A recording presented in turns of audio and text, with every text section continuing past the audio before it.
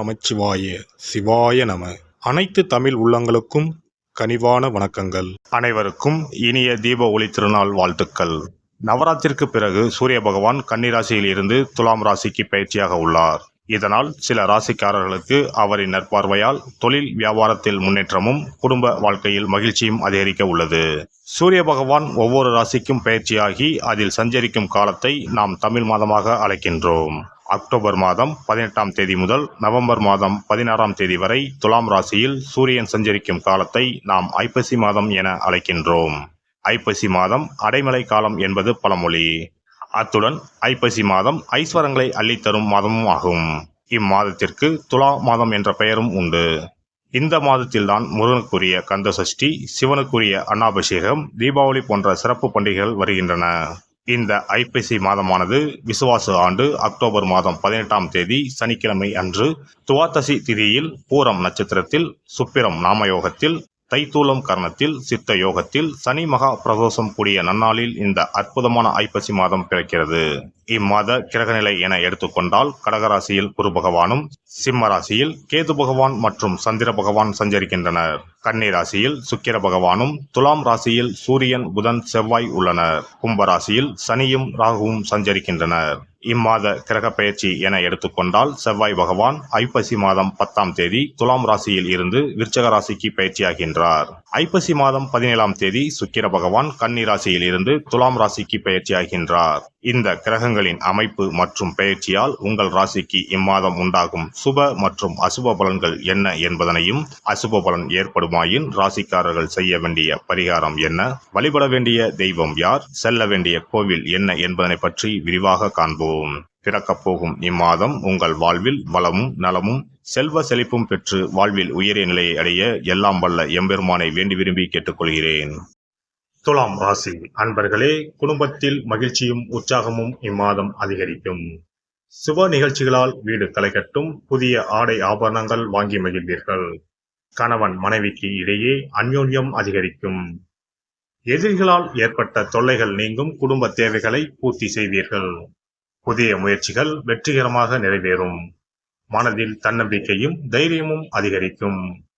குடும்பத்துடன் உறவினர் நண்பர்கள் வீட்டு விருந்து விசேஷங்களில் கலந்து கொள்ளும் வாய்ப்பு ஏற்படும்.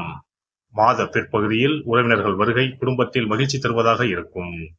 இதுவரை மறைந்திருந்த உங்கள் திறமைகளை வெளிப்படுத்த நல்ல வாய்ப்புகள் கிடைக்கும். வெளிவட்டாரத்தில் மதிப்பு மரியாதை அதிகரிக்கும்.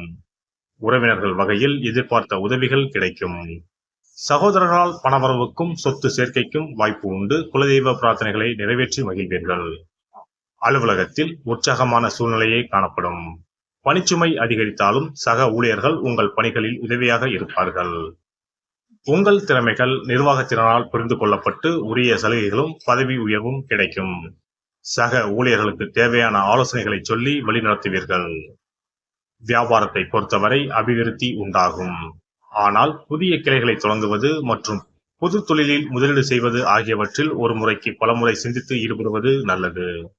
சக வியாபாரிகளால் சில பிரச்சனைகள் ஏற்பட்டாலும் சாமர்த்தியமாக சமாளித்து விடுவீர்கள். பெண்களை பொறுத்தவரை மகிழ்ச்சி தரும் மாதமாக இது அமையும். உறவினர்களிடம் மதிப்பும் மரியாதையும் அதிகரிக்கும். அவர்கள் உங்கள் ஆலோசனைகளை ஏற்று நடப்பார்கள். வேலைக்கு செல்லும் பெண்களுக்கு அலுவலகத்தில் உற்சாகமான நிலையை காணப்படும். எதிர்பார்த்த சலுகைகள் கிடைக்கும். வெள்ளிக்கிழமை தோறும் துர்க்கை அம்மனுக்கு நெய் தீபம் ஏற்றுவதுடன் அர்ச்சனை செய்து வழிபடுவது நன்மை தரும். சங்கடகர சதுர்த்தி அன்று விநாயகருக்கு மோதகம் நைவேத்தியம் செய்து பக்தர்களுக்கு விநியோகிப்பது நன்மையை தரும். ஒரு முறையாவது குல தெய்வத்தையும் இஷ்ட தெய்வத்தையும் ஒரே நாளில் சென்று தரிசித்து வாருங்கள். கடன் பிரச்சனைகள் தீரும். குடும்பத்தில் மகிழ்ச்சி நிலவும். மன நிம்மதி உண்டாகும். சிறப்பு தொகுப்பு. ஐப்பசி மாதத்தில் என்ன வழிபாடு செய்தால் குறையாத செல்வம் சேரும் என்பதனை பற்றி காண்போம். தமிழ் மாதங்களில் 7வது மாதமாக வரும் ஐப்பசி மாதம் பாவங்களை போக்கி புண்ணியங்களை பெருக்கிக் கொள்வதற்கான மாதங்களின் துவக்க மாதமாக கருதப்படுகிறது. ஐப்பசி மாதத்தில் என்னென்ன வழிபாடுகள் செய்வதால் வீட்டில் குறைவில்லாத செல்வம் சேர்ந்து கொண்டே இருக்கும், கடன் பிரச்சனைகளில் இருந்து வெளியே வருவதற்கு வழி கிடைக்கும், என்னென்ன காரியங்கள் செய்தால் வீட்டில் நன்மைகள் பெருகிக் கொண்டே இருக்கும் என்பதனை பற்றி காணலாம். ஐப்பசி மாதம் என்பது மழைக்காலத்தின் துவக்க மாதமாகும். சூரிய பகவான் துலாம் ராசியில் சஞ்சரிக்கக்கூடிய மாதம் என்பதால் இதனை துலாம் மாதம் என்றும் சொல்லுவதுண்டு. தமிழ் மாதங்களில் ஐப்பசி மாதம் என்பது ஐஸ்வர்யங்களையும் கேட்ட வரங்களையும் அள்ளி கொடுக்கக்கூடிய மாதமாக அமைகிறது. குறிப்பாக வீட்டில் செல்வ செழிப்பு குறையாமல் சேர்ந்து கொண்டே இருப்பதற்கு மகாலட்சுமியின் அருளை பெறுவதற்குரிய மிக முக்கியமான மாதமாக ஐப்பசி மாதம் கருதப்படுகிறது. ஐப்பசி மாதத்தில் செய்யக்கூடிய வழிபாடுகளுக்கு பலன்கள் அதிகம். இந்த துலாம் மாதத்தில் காவிரியில் சென்று புனித நீராடுவது மிகவும் சிறப்பானதாகும். ஐப்பசி மாதத்தில் கங்கை உள்ளிட்ட அனைத்து புனித நதிகளும் தங்களின் சக்தியை புதுப்பித்துக் கொள்ளவும் பாவங்களை போக்கிக் கொள்ளவும் காவிரியில் வந்து ஐக்கியமாகி நீராடி செல்வதாக ஐதீகம். அதனால் இந்த மாதத்தில் காவிரியில் நீராடினால் அனைத்து புனித நதிகளிலும் நீராடிய பலனை பெற முடியும். ஐப்பசி மாதத்தில் சிவபெருமானை வழிபடுவது சிறந்தது. ஐப்பசி மாத பௌர்ணமியில் சிவபெருமானுக்கு அன்னாபிஷேகம் செய்வது வழக்கம். இந்த மாதத்தில் அன்னாபிஷேகத்திற்கு தேவையான அரிசி, காய்கறிகள் போன்றவற்றை கோவிலுக்கு தானமாக கொடுப்பது நல்லது. இதனால் வீட்டில் எப்போதும் உணவு பஞ்சம் என்பதே ஏற்படாது. ஒரு அன்னாபிஷேகத்தை தரிசித்தால் கோடி லிங்கங்களை தரிசித்து வழிபட்ட புண்ணிய பலன் கிடைக்கும். அதனால் இந்த மாதத்தில் சிவ வழிபாடு செய்வதும் சிவ கோவில்களுக்கு வேண்டிய உதவிகள் செய்வதும் உளவார பணி செய்வதும் பல மடங்கு அதிகமான புண்ணியத்தை தரும். ஐப்பசி மாதத்தில் வரும் பிரதோஷம் மிகவும் மகத்துவம் வாய்ந்ததாகும்.